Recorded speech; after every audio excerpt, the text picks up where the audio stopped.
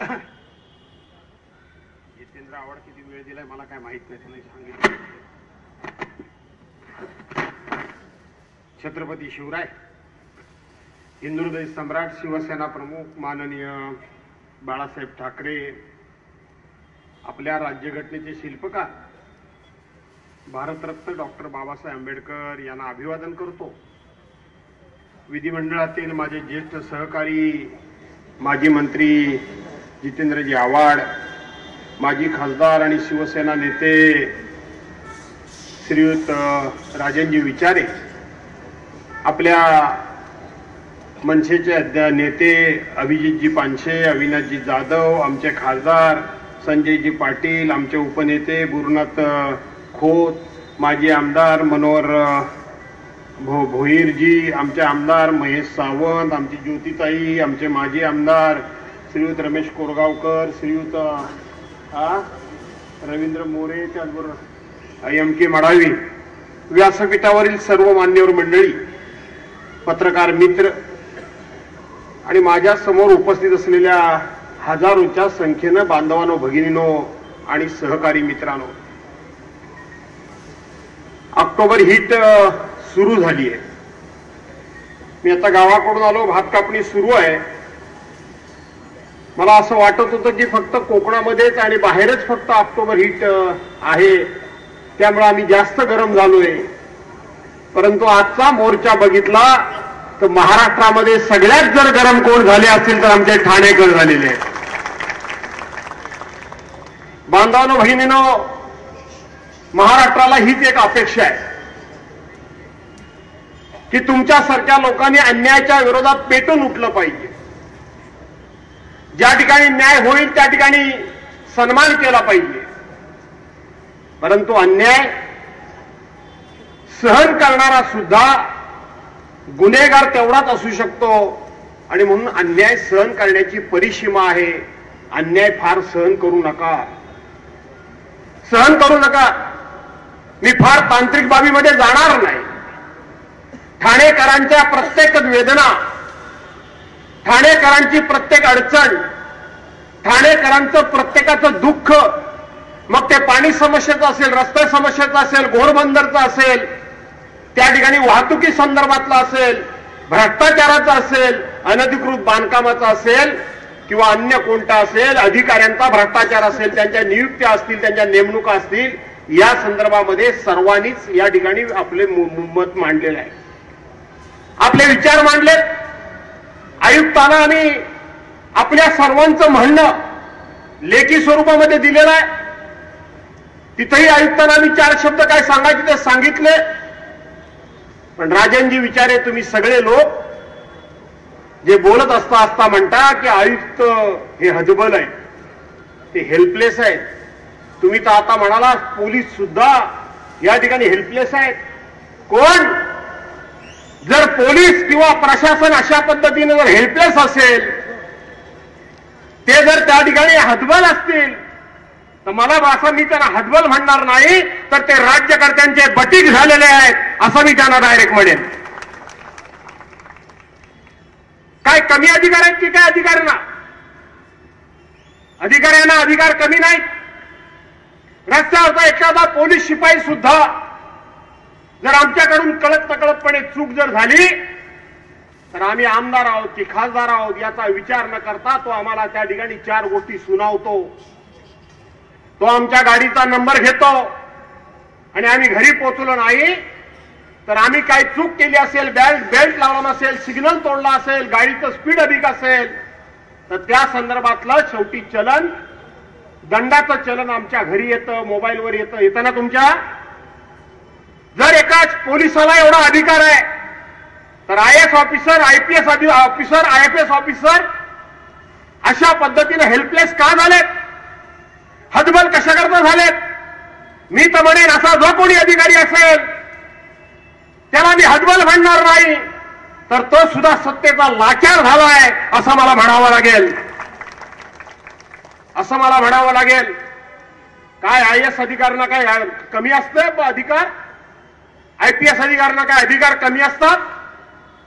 अरे शेवटी या ठाण्यानं टी चंद्रशेखर सारखा एक आयुक्त त्या काळामध्ये पाहिला. आज जे कोणी उद्धव साहेबांची शिवसेना सोडून गेले ते गावभर सांगत असताना सांगतात की आम्ही सिंधुदुर्ग सम्राट शिवसेना प्रमुख मान्य बाळासाहेब ठाकरेंचे विचार पुढे घेऊन जातोय, धर्मवीर आनंद दिघेंचे विचार पुढे घेऊन जातोय. कदाचित या 5-25 वर्षातल्या तरुण पिढीला हे माहीत नसेल ते टी चंद्रशेखर कोण होते, परंतु 5-25 वर्षाच्या प्रत्येकाला माहित आहे टी चंद्रशेखर कोण होते. एक आयुक्त शिवसेना भाजपाची सत्ता होती. महाराष्ट्राचे मुख्यमंत्री नामदार मनोहर जोशी होते. महाराष्ट्राच्या विधानसभेमध्ये सुद्धा आमदारांनी आवाज उठवला.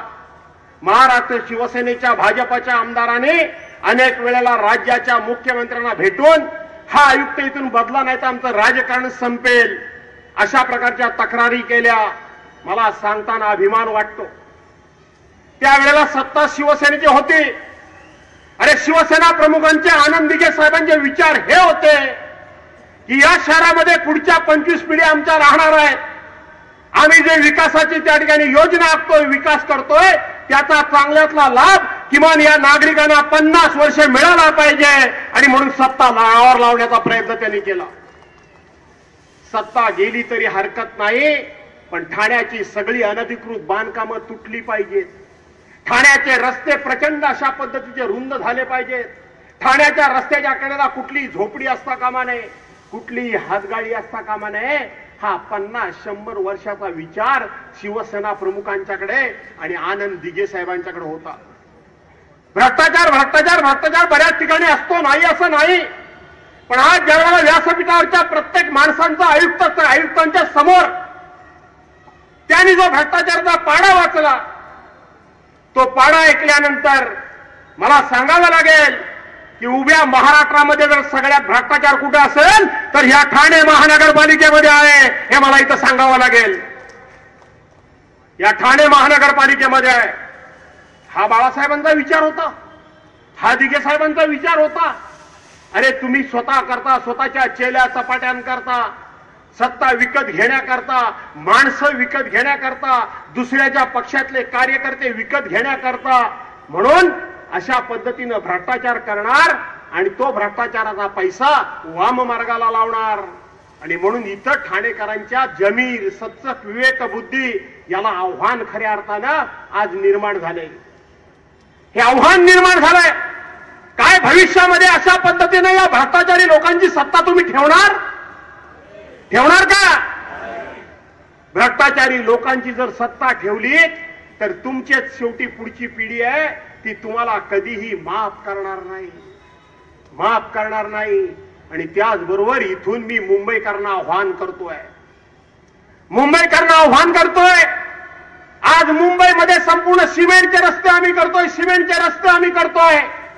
अशा पद्धतीचा डांगोरा पिटला जातो. त्या मुंबईमध्ये आम्ही विकास करतोय म्हणून सांगतात. अरे मुंबई महानगरपालिकेचे जवळजवळ 96 ते 99 हजार कोटी रुपयाची एफडी म्हणजे फिक्स्ड डिपॉझिट हे शिवसेनेच्या ताब्यामध्ये महानगरपालिका आल्यानंतर उद्धव बाळासाहेब ठाकरेंच्या नेतृत्वाखाली राहिलं. उद्धव बाळासाहेब ठाकरेंच्या नेतृत्वाखाली ज्या वेळेला 27 वर्षापूर्वी शिवसेनेकडे ती महानगरपालिका आली, त्यावेळेला 600 कोटी रुपये त्या महानगरपालिकेवर कर्ज होतं. पण 3 वर्षापूर्वी ज्या वेळेला प्रशासक तिथं आला त्यावेळेला महानगरपालिकेच्या जवळजवळ 95-96 ते 99 हजार कोटीपर्यंतच्या ठेवी होत्या.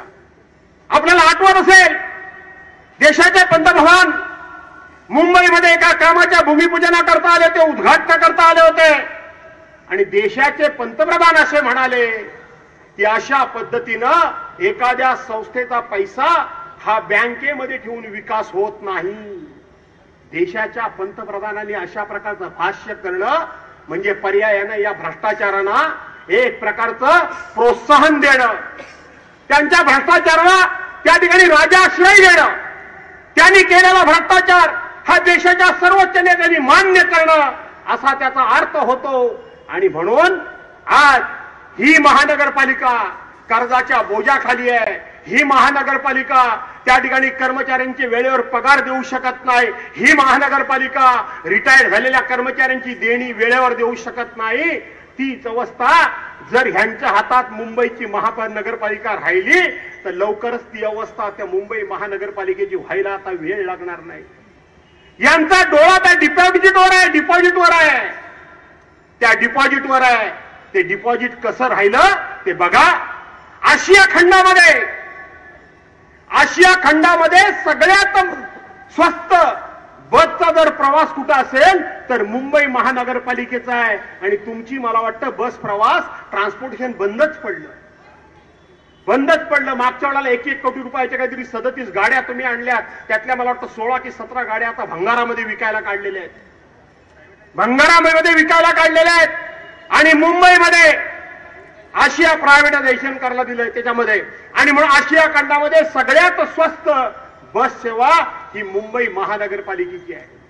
आंतरराष्ट्रीय दर्जाची जी शिक्षण सेवा ही मुंबई महानगरपालिकेची आहे. आज संपूर्ण महाराष्ट्रातून देशामधून येणारा रुग्ण हा मुंबईमध्ये कुठल्याही हॉस्पिटलमध्ये ऍडमिट झाला तरी त्याला मुंबई महानगरपालिका सेवा देते. आणि मगाशी राजनजी विचारे 4-4 वेळा सांगत होते की त्या घोडबंदर रोडला 18 माणसं मेली. दुसरा त्यांनी मुद्दा मांडला, ते कोणतरी सदग्रस्त होते की गेल्या मंगळवारी आयुक्तांच्याकडे तक्रार करून सुद्धा त्यांनी हॉस्पिटलमध्ये लक्ष दिलं नाही. 2 माणसं काहीतरी अविनाश मेली. आणि म्हणून एका बाजूला मुंबई महानगरपालिका आणि दुसऱ्या बाजूला ठाणे महानगरपालिका. ही ठाणे महानगरपालिका ही महाराष्ट्रामध्ये शिवसेना स्थापन झाल्यानंतर जर पहिली कोणती नगरपालिका ताब्यात आली असेल शिवसेनेच्या, तरी ठाणे नगरपालिका शिवसेनेच्या ताब्यामध्ये आलेली आहे. हे सगळे महायुतीचे नेते, महाविकास आघाडीचे, युतीचे नाही, युती काढून टाका आतली. महाविकास आघाडीचे नेते एका ठिकाणी व्यासपीठावर आले. हे व्यासपीठावर सत्य करता आलेले नाहीत, तर शेवटी भ्रष्टाचारापासून या ठाणे महानगरपालिकेला वाचवली पाहिजे, हे आमचं कर्तव्य आहे. आणि ते कर्तव्य पार पाडण्याकरता म्हणून आम्ही या ठिकाणी आलोय. हे आमचं कर्तव्य आहे. मी या ठिकाणी सांगणार आहे सौरभ राव यांना, कमिशनर म्हणून तुम्हाला खूप मोठे अधिकार असतात. तुमच्या बदल्या तसा विचार केला तर कॉर्पोरेशनच्या हातामध्ये नसतात, साध्या मंत्र्याच्या हातामध्ये देखील नसतात. तुम्ही जर प्रामाणिक असाल तर महाराष्ट्रामध्ये तुमच्यासारख्या प्रामाणिक अधिकाऱ्यांची अनेकांना गरज आहे. तुम्ही खरोखर प्रामाणिक असाल, कारण प्रत्येक जण तुमचं कौतुक करत होता. मला असं वाटतं की तुमच्या कौतुकाबद्दल मला ह्या कमिशनरचा संशय येतोय. अरे माझा भाव, दर्या माझा भाव, असं काहीतरी करत असावा. तुम्ही गेलात तरी तुमच्याशी गोड, सत्ताधारी गेले तरी सत्ताधाऱ्यांचं गोड, तुमच्याशी गोड दिवसा आणि रात्री गोड त्यांच्याकडे. असं काय होत नाही ना? असं काय होत असेल तर बघा. आणि म्हणून मी कमिशनरला सांगतोय केवळ आम्ही तुम्हाला भेटायला आलो नाही, केवळ आम्ही तुमच्या हातामध्ये निवेदन झालं म्हणजे आमचं काम संपलं नाही. जर कायद्याच्या पाठीमागे उभं राहायला लागत नाही, भ्रष्टाचाराला उकडून काढण्याकरता आपली कारकीर्द जर पणाला लावलीच नाही, अनधिकृत बांधकामात तोडण्याकरता म्हणून रस्त्यावर उतरलाच नाही, लोकांना वेळच्या वेळी पाणी मिळायला पाहिजे म्हणून दिवस रात्र जर काम केलंच नाही, लोकांना व्यवस्थितपणे रुग्णसेवा मिळाली पाहिजे याकरता आपले अधिकार गाजवलेत नाही, तर येत्या विधानसभेच्या अधिवेशनमध्ये तुम्हाला असं रस्त्यावर उभा केल्याशिवाय राहणार नाही, हे मी तुम्हाला या ठिकाणी सांगतो. सोडणार नाही. आता एक निर्णय तुम्ही चांगला घेतला. कोणतरी तो बोरशिया, कोण तो बोरशिया? सगळ्यांच्याच तोंडात नाव पाटोळे बोरशे, आणि तो पवार कुठला? काय तो कुठला तरी पवार जेलमध्ये गेलाय तो वसई विरारचा. पण तो पण कोणाच्या तरी अधिपत्याखालचाच होता ना, यांचाच आहे ना. मग चेन बरीच मोठी दिसते, सर्कल बरंच मोठा आहे भावानो, होय ना रे? जिकडे तिकडे भरपूर आहे. हा काय आहे हो तुमच्या ठाण्यातले ना. आणि म्हणून मी आता इथंच थांबायचा निर्णय करतो असं मला म्हणायचं आहे. वाजले बरेच, एकदा मूडमध्ये आलो तर बराच वेळ जाईल. आणि म्हणून मला या ठिकाणी कमिशनरला सांगायचंय, आमचं राजकीय भांडण जे काय असेल ते आम्ही करू. त्या भांडणाकरता तुमची आम्हाला मदतीची गरज नाही. पण अधिकार म्हणून, फक्त अधिकारी म्हणून त्या ठिकाणी हा पण चांगला आणि तो पण चांगला असलं कौतुक करून घेऊ नका. तर कायद्यानं काम केलं आमच्या कमिशनरनी म्हणून चांगला म्हणायला मी येईन, स्वतः म्हणून सुद्धा मी येईन.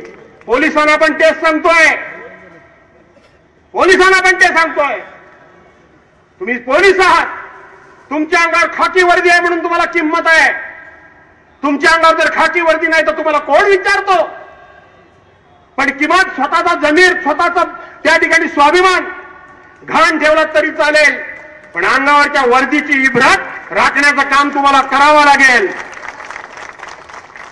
करावं लागेल. मान सन्मान प्रोटोकॉल हा राहिला पाहिजे, पण कायदा कानून सर्वांना सारखा असला पाहिजे. आणि आताच मी चर्चेमध्ये जितेंद्रजी एक गोष्ट तुमच्या लक्षात आणून दिली सर्वांच्या, ज्याचं कौतुक मगाशी कोणीतरी केलं, की मी माझ्या नगरपालिका, आपण दोघे एकत्रच मंत्री म्हणून होतो, माझ्या कारकिर्दीमध्ये जो म्हणून मी कायदा केला, जो कायदा केला त्या कायद्याच्या अंमलबजावणीमध्ये चूक झाली तर सर्वसामान्य माणसाला जबाबदार धरलं जायचं, त्याच्यावर कारवाई केली जायची. पण कायदा राबवणारा अधिकारी मात्र स्वतः चूक केला तो नामानिराळा राहायचा. त्यामुळं मी माझ्या कारकिर्दीमध्ये जी काय कायदे केले त्या सगळ्यामध्ये जर चूक झाली तर पहिली अधिकाऱ्यावर कारवाई करा, हे कायद्यामध्ये तरतूद केलेली आहे. आणि म्हणून अनधिकृत बांधकामाच्या बाबतीत मी तुम्हाला सांगितलं की अनधिकृत बांधकाम जिथे कुठे असेल, जिथे कुठे असेल त्याची साध्या एखाद्या नागरिकाने तक्रार केली नगरपालिकेमध्ये, वार्ड ऑफिसरच्याकडे, तिथल्या स्थानिक पोलीस स्टेशनच्या ऑफिसरच्याकडे साधी तक्रार केली, त्यांनी पोच घ्यावी. आणि तरी सुद्धा जर अनधिकृत बांधकाम झालं तर त्या अधिकाऱ्यांना त्या कायद्यामध्ये सस्पेंड करणं, डिसमिस करणं ही कायद्यामध्ये तरतूद आहे. आणि ती कमिशनरनी मान्य केली, सर्वांच्या देखत मान्य केलेली आहे. घाबरायचं काही कारण नाही, भ्यायचं काही कारण नाही, आणि पैसे मोजायच्या भानगडीत सुद्धा काही पडू नका. सगळेच काय घाबरतात अशातला भाग नाही. मला काय करायचंय, मिळतंय ना घेऊया. अरे असं जर म्हटलं असतं की मुंबई 105 हुतात्म्यांनी जर आपला हुतात्म्य पत्करलं नसतं तर मुंबई आपल्याला मिळाली असती काय रे. ते म्हणाले असते आम्ही कशाला मरू, या देशाला स्वातंत्र्य मिळण्याकरता अनेकांनी या मातीला हात लावला, वंदे मातरम म्हणाले, आणि आपल्या गळ्यामध्ये जर फास अडकवून जर ते हसत फासावर गेले नसते तर आपल्याला त्या ठिकाणी स्वातंत्र्य मिळालं असतं का. जर पाणी पाहिजे असेल, विहीर खोदायची असेल तर ज्या ठिकाणी कुठेतरी खड्डा पडतो, पण दुसऱ्या ठिकाणी मात्र त्या मातीचा भराव ढीग होतोच होतो. त्यामुळे कुठेतरी तो खड्डा पडावाच लागतो, खड्डा पडावाच लागतो. आणि म्हणून लक्षात ठेवा, हे सत्कर्म आहे, सत्कर्म आहे. भ्रष्टाचाराच्या पैशाला हात लावून, भीतीचं कारण सांगून त्यांच्याबरोबर जाण्याच्या ऐवजी प्रसंगी काही झालं तरी हरकत नाही, पण या भ्रष्टाचारांच्या बरोबर जाणार नाही, अशा प्रकारची शपथ तुम्ही घ्यायला हवी, घ्यायला हवी. काय या मंत्रिमंडळाची अवस्था आहे. एका मंत्र्याच्या पीएचे 156 एकर जमीन, तिच्या आईला 156 एकर, ती पण आंध्र प्रदेशमध्ये. ड्रायव्हरची 156 एकर. एक आमदार मंत्री टॉवेल लावून बसलाय गादीवर, हातात सिगारेट आणि बाजूला पैशाची बॅग उघडी. अरे तुझ्या घरातल्या बॅगेचा फोटो बाहेर कसा आला. म्हणजे घरातले पण ह्यांच्या चोरीला सामील नाही. वाल्या कोळ्याची गोष्ट माहिती आहे का नाही, का नाही माहिती आहे तुम्हाला. ज्या वेळेला नारदाला मारायला वाल्या कोळी आला, या जुन्या गोष्टी आजी आजोबा आता घरी सांगत नाहीत, आमचे आजी आजोबा सांगायचे. आता काय झालंय, मी एकटा, आम्ही दोघच आणि आपलं पोरगा. म्हातारी झाली गावाला, होय ना का बायानो. आणि म्हणून त्या वेळेला सुद्धा नारदानं सांगितलं की मला मारायचं ते मार, पण तुझी एवढी माणसं मारतोय, तुझं पाप करतोयस, त्या पापाचे वाटेकरी तुझी मुलं बाळ आहेत का, बायको बिको आहे का, जरा बघून ये, बघून ये. नंतर वाल्या कोळी, नंतर तो वाल्याचा वाल्मिकी झाला. तो रडत आला, तो म्हणाला कोणी माझ्या पापामध्ये वाटी व्हायला तयार नाही. मला वाटतं ह्या मंत्र्याच्या गुगड्या बॅगेतल्या पैशा बाबतीत देखील संजयराव तसंच झाले खासदार साहेब. हा पैसा उघडा कोणीतरी घरच्या माणसाने फोटो काढला, कुणी काढला तो मला माहिती आहे, तोही मला माहिती आहे. तो तसा तिच्या आईला आमच्या कोकणातला जो एक कोण तो, अरे कोण यायला ठाणेकर गारटले काय रे, मला ऐकायला येत नाही. उद्धव साहेब मला झोप येत नाही, उद्धव साहेब मला झोप येत नाही, मला त्रास होतो, मला त्रास होतो. माहिती आहे ना, त्या आईला झेंडू बामची मी ऍडव्हर्टाईज एवढी केली, मला रॉयल्टी मिळायला पाहिजे. माझा मित्र आहे जितेंद्र, आम्ही एकत्र होतो, मी अध्यक्ष आणि ते कार्याध्यक्ष, आमचं खूप चांगलं ट्युनिंग होतं. नव्हतं जितेंद्र? तेवढी रॉयल्टी दिली बघा जरा मला झेंडू बामची. हा रडायचं नाटक करतो आणि तोच परवांच्या दिवशी मातोश्रीवर बोलतो. अरे पक्ष सोडायची वेळ माझ्यावर पण आली होती. मी राष्ट्रवादी पण सोडली नाही, एकदा शिवसेना पण मी सोडली. राष्ट्रवादीबद्दल तर एक शब्द कधी बोललोच नाही आणि आयुष्यात कधी बोलणारच नाही. पण शिवसेना प्रमुख आणि शिवसेना बद्दल सुद्धा एक शब्द सुद्धा वेडा वाकडा मी माझ्या कारकिर्दीमध्ये कधी बोललेलो. कशा करता बोलायचं, का बोलायचं, कोण आम्ही, कोण होतो आम्ही. कुणीतरी आम्हाला हात दिला, आम्हाला मोठं केलं, त्याची जाण आणि जाणीव ठेवली पाहिजे. ठेवायला पाहिजे का नको. कालचं जरा माझं भाषण काढून बघा. आईला ते छमछम रामदास तो आहे ना, काय तो छमछम,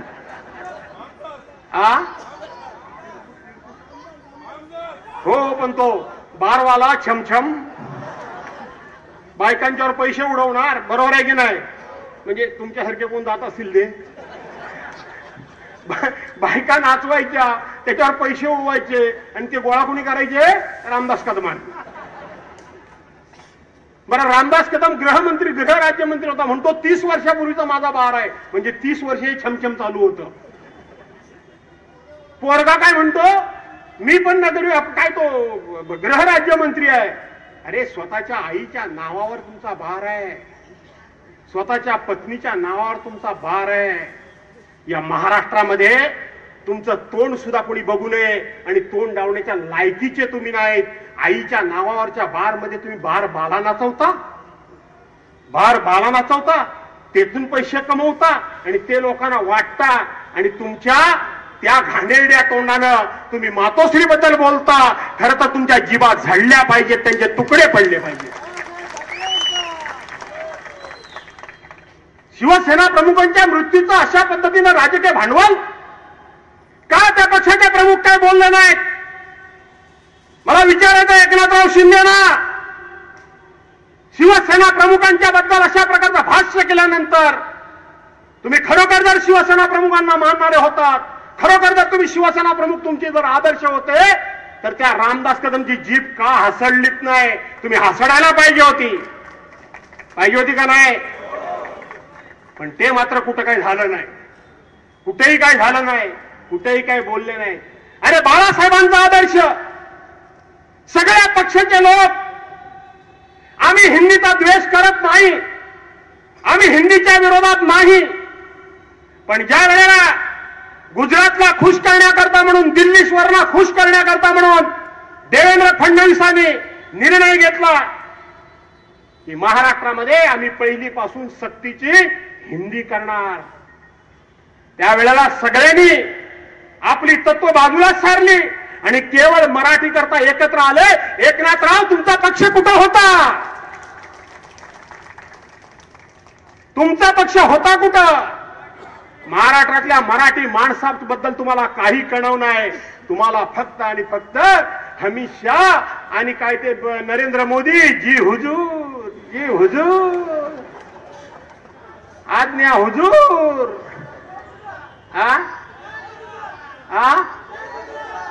जय. आवाज पाहिजे तसा येत नाही रे. घाबरता काय रे, घाबरता. ठीक आहे. आणि म्हणून इथं स्वतःचा स्वाभिमान, सन्मान हा राखण्याचं काम करा. तुम्हाला पण आता घरी जायचंय, नेत्यांना पण घरी जायचंय. भाषण आता जास्त काही करत नाही, नको ना करू, का करू.